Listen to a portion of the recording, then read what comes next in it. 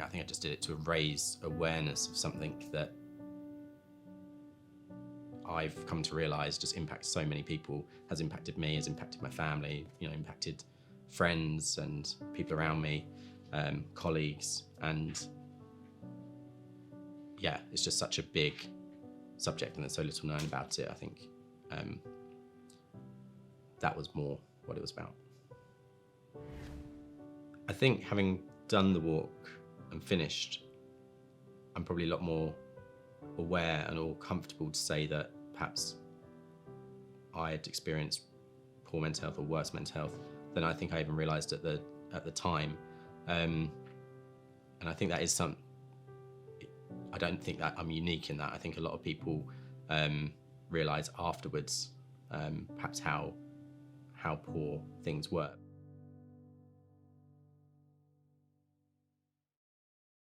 Morning everyone, so it's day 4, day 13, I don't think it's working out for me.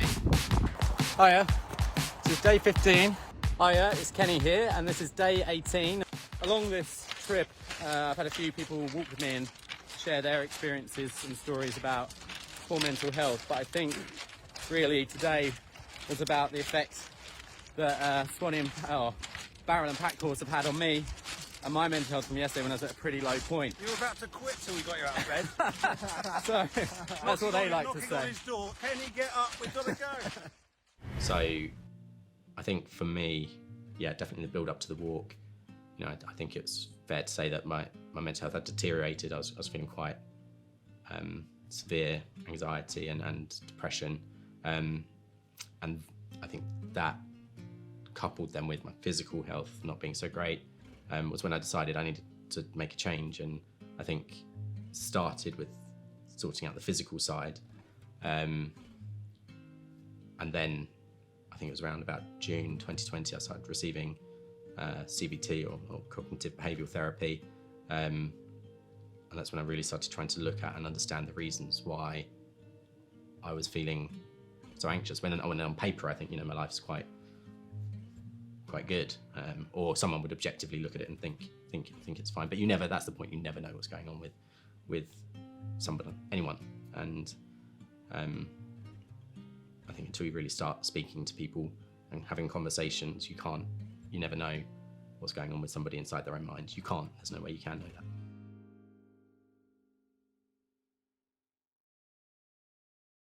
When I was at school, I never understood mental health. I remember one lady at my school had depression, and I was like, depression? Like, what's that? You just get on with it. Because I had no understanding that what depression was. And I think mental health is really hard to understand if you've never experienced it yourself. My name's Charlotte. I'm a beautician at Lee Sanctuary in Lee, and yeah. I don't know if there is. When I had my first psychotic episode at uni, it came so out of the blue because all the warning signs before I was not aware of, because I didn't know that, because I'd never had any problems with my mental health before, so I wouldn't just have thought that. I just don't know, it just came out of the blue, I guess. Psychosis is where you're in like a different sense of, you have a different sense of reality to actual reality. So your brain's like almost tricked you into, everything looks the same, like you're in the same room on the same seat, but the I don't know how to explain this, like the underlying thing of life is different. Say we were like actors in a story and there was this like theme of life, I'm me, I work at the salon, that's my life. But it's like that changes, and mine, it was to do with like heaven and hell, or abuse, like it has this like other meaning to reality. Like, that's the only way I can feel like I can explain psychosis when you're in psychosis. Paranoia is different. That's when, so the paranoia comes in differently with the psychosis. I find that they're like at separate times, because I can be like how I am now in a really good place, but I can still have those paranoid thoughts and like intrusive thoughts come in, just like that. So it'd be like, I remember I was walking the dogs, and I turned the corner, and then I thought, that guy's following me. And it's like an instant thought that turns into a belief, and I don't question it at all, and it's just an instant belief that he's following me. The worst part about having a mental illness is people expect you to behave as if you don't. And it's like, you know, you can't help, I don't choose to feel how I feel sometimes. And that is just how I feel, and it's frustrating because, yeah, I can't change that, you know? But, you know, support is the main thing, and that's what St. Vincent's give, isn't it? That support to those people that use St. Vincent's. Yeah. It's not something that you're branded with for life, is it? Like, it's not. I've had paranoid psychosis. I don't have paranoid psychosis. It's not a like death sentence, or not death sentence, but like life sentence, is it? Like, it is something you can recover from. It's not the be all and end all, but I do have to weigh up the fact that I might have to live with this long term as well.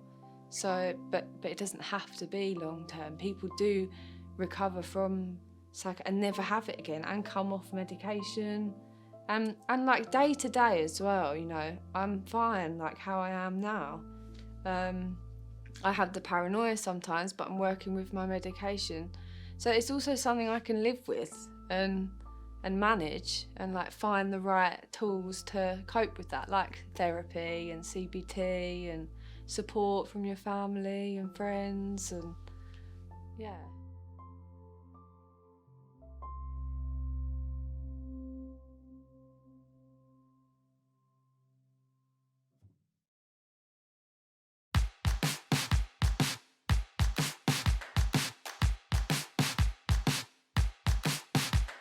Yeah, I think I was quite traumatized by cows over this walk. My footpath took me straight across a field, and this huge herd of cows was across the whole path and completely blocking the way I was meant to go. And at first I thought it was a bit funny, and I was like, you know, because I walked into the field and they're all looking at me, and they look a bit evil anyway. But I thought I started to take a video because I thought it'd be, you know, maybe a bit funny. But then they started coming towards me, and they're actually running at me. You know, these things are huge. I know they're only cows, but they're huge. If one of them runs into you, that's you done. And people told me afterwards, apparently you're meant to stand your ground and shout, and you know they will back off. Whereas I think I did the wrong thing, which was to back away and run. And then they just they started to chase me. It's quite a big herd of cows, which is quite scary. So I seem to have picked up a few buddies on my morning stroll this morning. There's quite a lot of them. One of them started running. Oh, this one's getting quite close. Oh, yeah, that was one of them started running towards me, which was a little bit hair-raising, but cows are friendly, right? Just don't look at their eyes. I definitely found that most, and this was something that I think I came away from the walk with, that most, if not all, people will at some time experience poor mental health or know someone, you know, a close friend or family member that has, and will have some sort of story about it. So, and you know, we shared some of the videos publicly, but a lot of the stories that people told me, you know, privately, I guess perhaps surprised me, or I didn't know about, and I felt I probably had more meaningful conversations with people over the course of this walk than you normally do have in I know it's probably a bit of an artificial setup that you're that you're in. Like, you don't do that every day. You don't walk 440 miles every day, but I probably have more honest conversations with people on that than you do most of the time in your life, if you know what I mean. One of my friends that I'd known for years had actually been sectioned and treated for hypomanic or mania, I think, and wanted to come along and sort of share their story. Barry, would you like to tell people what you've experienced and try to explain to people who may struggle to understand or relate to poor mental health what it meant for you? Yeah, so basically I have been diagnosed with hypomaniac, and the reason why is because I had a mental breakdown on the 21st of May this year, and I actually went sectioned on the 16th of July, and I lived in a psychiatric unit for 28 days. It is very challenging to suffer with mental health issues when people don't really understand. So basically, I had a car accident on the 22nd of May, and I tried to end my life, so I drove into a tree and I didn't die. Luckily nobody else was hurt, just myself. And since then I started to paint. The painting became an obsession. This is a sign of bad mental health, and it became such a bad obsession that I covered myself in paint, and I went to a high street, and then the ambulance took me to the hospital. So basically what I'm trying to say to you, if you have a family member who becomes obsessive with something, spending money irresponsible, like they just spend money like in anything, don't have any care in the world, and they are rude and angry, don't take it personal. Please do your research, don't abandon them, be a supportive friend, give them a space, because I remember when I was rude with Kenny, he gave me space. He did say to me, I don't want you to be my punch bag, something like that. I said I wasn't going to be your punching bag. Exactly. But I'll still be here for you when you're ready. So I came out, and the first thing I did was apologize to everybody close to me, apologize to my husband as well, because I genuinely thought he wanted to kill me, and my mother-in-law, I genuinely thought she wanted me to live there forever.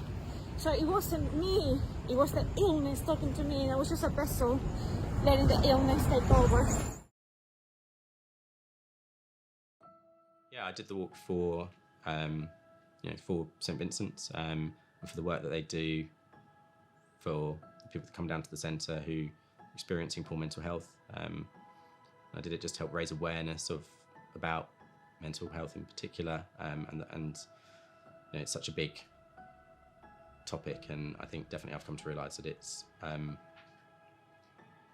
impacted me, it's impacted my family, and it's impacted friends and colleagues, and almost everybody will have either experienced it at some point in their lives or will know somebody who has, and so I think that was really the motivation behind what I did, or at least what it came to be, as well as trying to raise funds for people that are trying to do some good.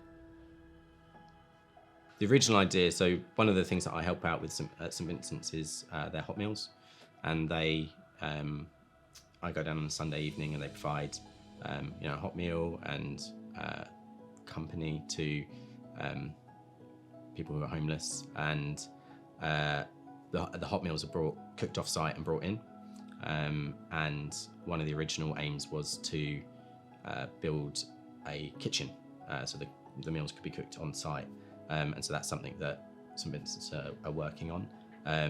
It's quite a big cost, and so that's part of the reason we wanted to raise as much as we could.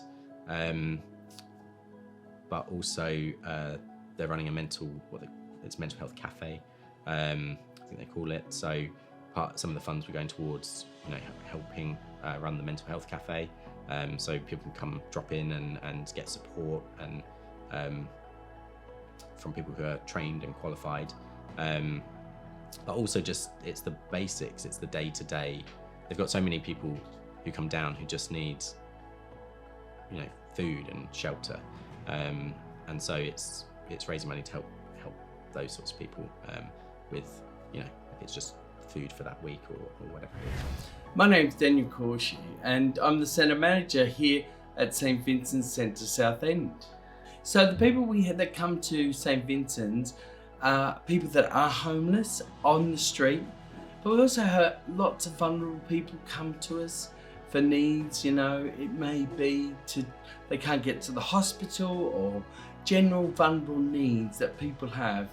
So we also offer that service too, with the hot meals 5 nights a week as well, which is a really good one. So we have 150 volunteers. There's so many roles here. You know, there's kindness kitchen roles where they can help with serving hot foods. They can help out with packing bags, packing food packages, cleaning the centre. You know, there's different admin roles as well. Kenny doing that 23 days and 400 miles for the centre has really helped him, number one, helped his own personal life, but also given back so much to the centre. We've got a plan of building a commercial kitchen, which is really needed here at the centre, so that we can properly prepare all the healthy meals for the night kitchens, but also through the day, because we've got a mental health kitchen as well. So that is going to be vital for the centre, and also the running costs of the centre. You know, we are a charity. We're not a commissioned charity. We're a charity that relies entirely on the community.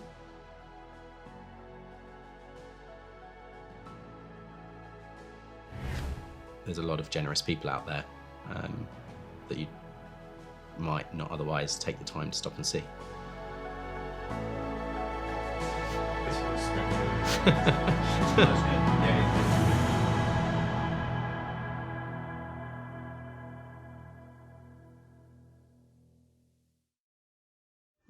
So the one-man 23-day 400-mile challenge is over. We've got our beers.